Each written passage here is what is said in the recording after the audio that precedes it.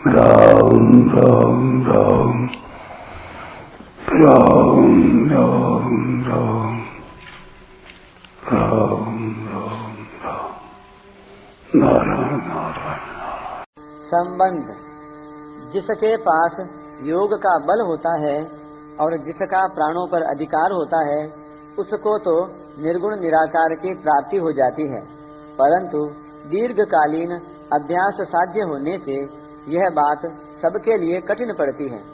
इसलिए भगवान आगे के 14वें श्लोक में अपनी अर्थात सगुण साकार की सुगमता पूर्वक प्राप्ति की बात कहते हैं।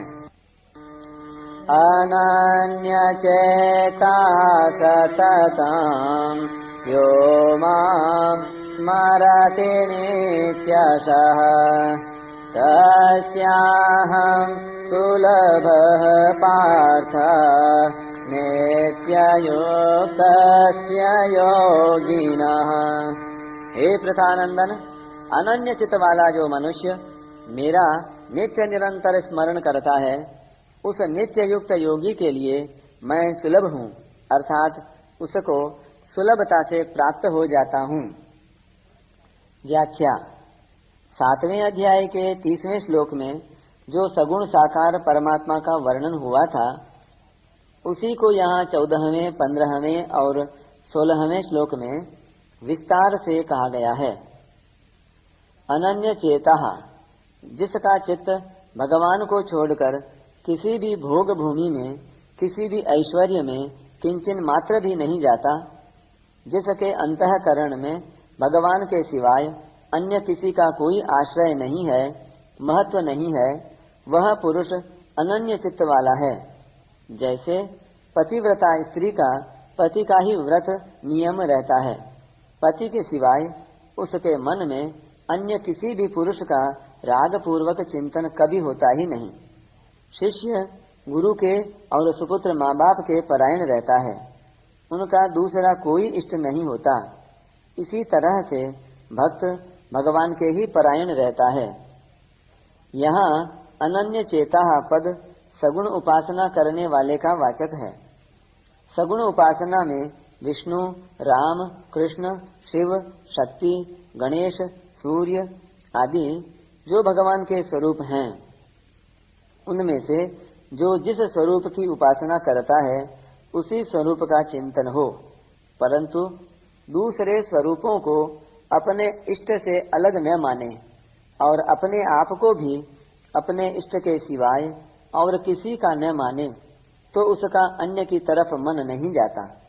तात्पर्य यह हुआ कि मैं केवल भगवान का हूँ और भगवान ही मेरे हैं, मेरा और कोई नहीं है तथा मैं और किसी का नहीं हूँ।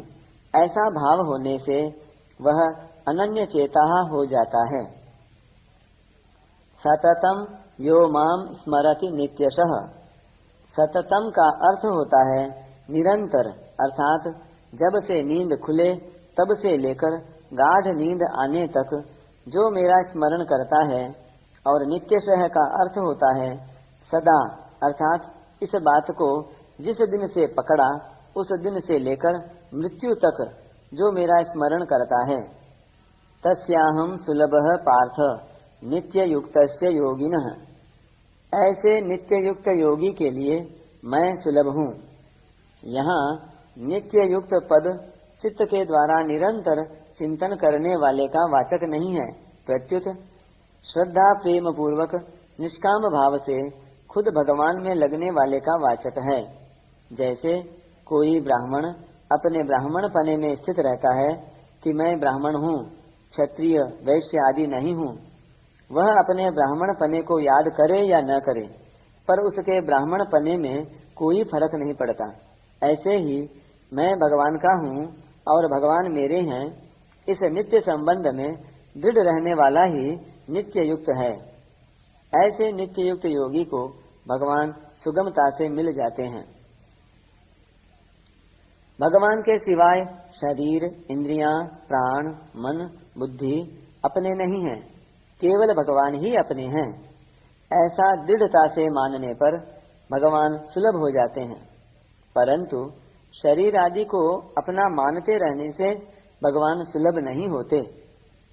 भगवान के साथ अपनी भिन्नता तथा संसार के साथ अपनी एकता कभी हुई नहीं, होगी नहीं और हो सकती भी नहीं। इस रीति से मनुष्य की भगवान के साथ स्वतः स्वाभाविक अभिन्नता है और संसार के साथ स्वतः स्वाभाविक भिन्नता है, परंतु भूल के कारण मनुष्य अपने को भगवान से और भगवान को अपने से अलग मान लेता है तथा अपने को शरीर का तथा शरीर को अपना मान लेता है। इस विपरीत धारणा के कारण ही यह मनुष्य जन्म मरण के चक्र में फंसा रहता है। जब यह विपरीत धारणा सर्वथा मिट जाती है तब भगवान स्वतः सुलभ हो जाते हैं। 8वें से 13वें श्लोक तक सगुण निराकार और निर्गुण निराकार का स्मरण बताया गया। इन दोनों स्मरणों में प्राणायाम की मुख्यता रहती है, जिसको सिद्ध करना कठिन है। अंतकाल जैसी विकट अवस्था में भी प्राणायाम के बल से प्राणों को भ्रुवों के मध्य में स्थापित कर सकें अथवा मूर्धा में यानी दशम द्वार में लगा सकें, ऐसा प्राणों पर अधिकार रहने की आवश्यकता है। परंतु भगवान के स्मरण में यह कठिनता नहीं है, क्योंकि यहाँ प्राणों का ख्याल नहीं है। यहाँ तो भगवान के साथ साधक का स्वयं का अनादिकाल से स्वतः सिद्ध संबंध है। इस संबंध में इंद्रियां, मन, बुद्धि, प्राण आदि की भी जरूरत नहीं है। अतः इसमें अंतकाल में प्राण आदि को लगाने की जरूरत नहीं है। जैसे किसी वस्तु का बीमा होने पर वस्तु के बिगड़ने, टूटने, फूटने की चिंता नहीं रहती, ऐसे ही शरीर, इंद्रियां, मन, बुद्धि सहित अपने आप को भगवान के समर्पित कर देने पर साधक को अपनी गति के विषय में कभी किंचन मात्र भी चिंता नहीं होती, कारण कि यह साधन क्रियाजन्य अथवा अभ्यासजन्य नहीं है।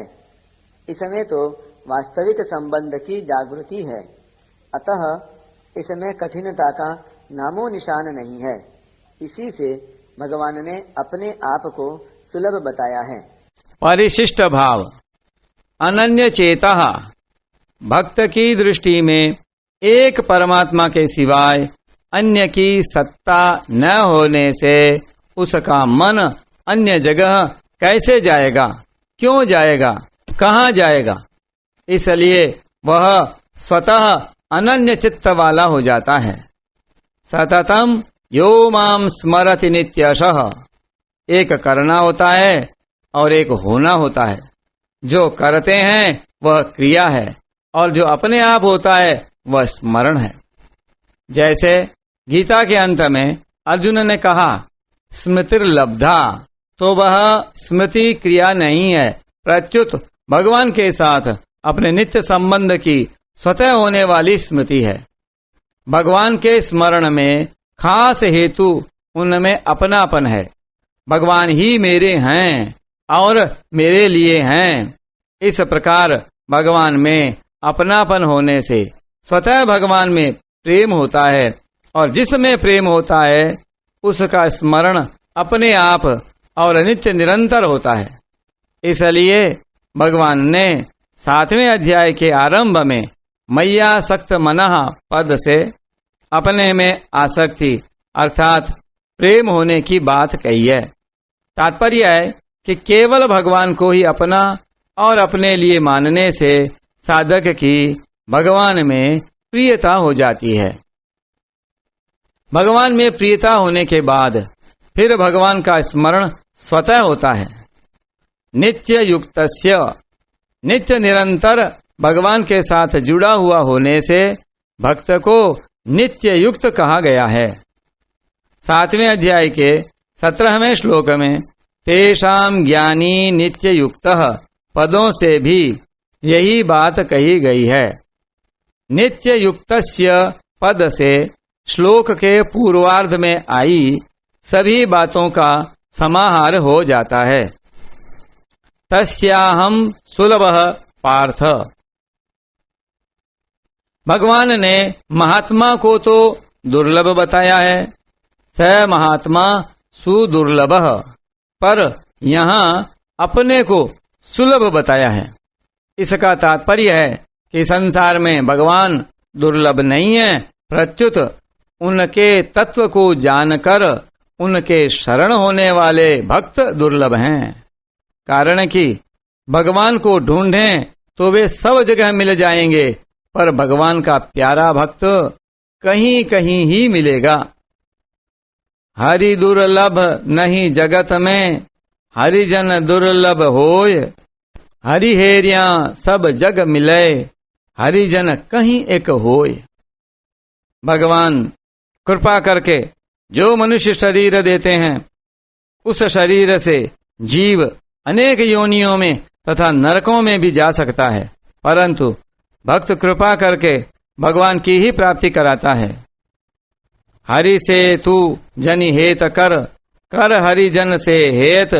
हरि रीझे जग देत हैं, हरिजन हरि ही देत।